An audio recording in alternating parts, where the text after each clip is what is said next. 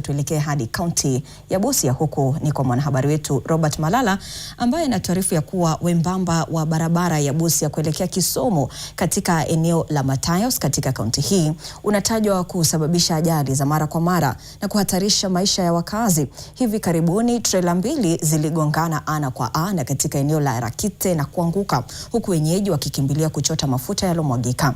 Wakazi sasa wanaitaka serikali kupanua barabara hiyo kwa haraka iwezekanavyo ili kuzuia mkasa mkubwa zaidi. Malala anaeleza zaidi.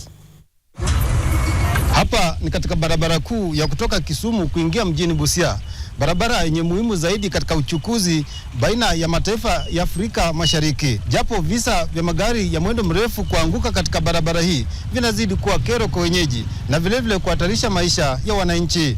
Hii barabara ni ndogo na hiyo ndio sababu kubwa ambayo ilichangia, kwa sababu dereva wa kutoka upande wa Kisumu alipojaribu kupita mwenzake, hapo ndipo aliona ya kwamba tayari mwenzake mwingine alikuwa mbele. Tuna transport kila siku kwa hii barabara, tunapitisha magari ya kila aina, mafuta ya jet, tunapitisha mafuta ya super, petrol na hata CPO. Na leo tumepata hasara kubwa, na hii hasara imetokana na uzembe ya serikali ya kutopanua barabara. Barabara iko na enough space ya kupanuliwa, hakuna majumba ambayo imejengwa karibu na barabara, lakini serikali imezembea.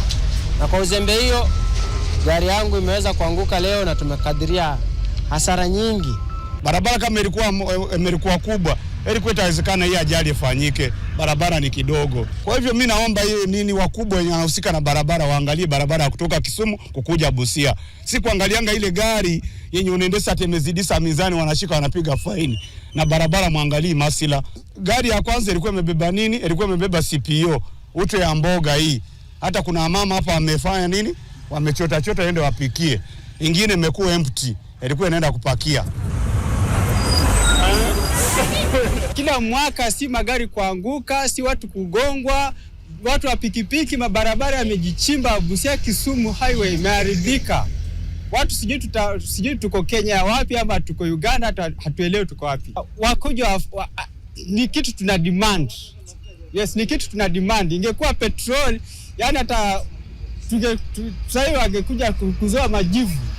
Tungezikwa majivu sahi. Sasa kinachosalia ni serikali iwapo itasikiza kilio cha wananchi na kuingilia kati na kutafuta suluhu la kudumu. Robert Malala, NTV Mashinani katika eneo bunge la Matayos, kaunti ya Busia.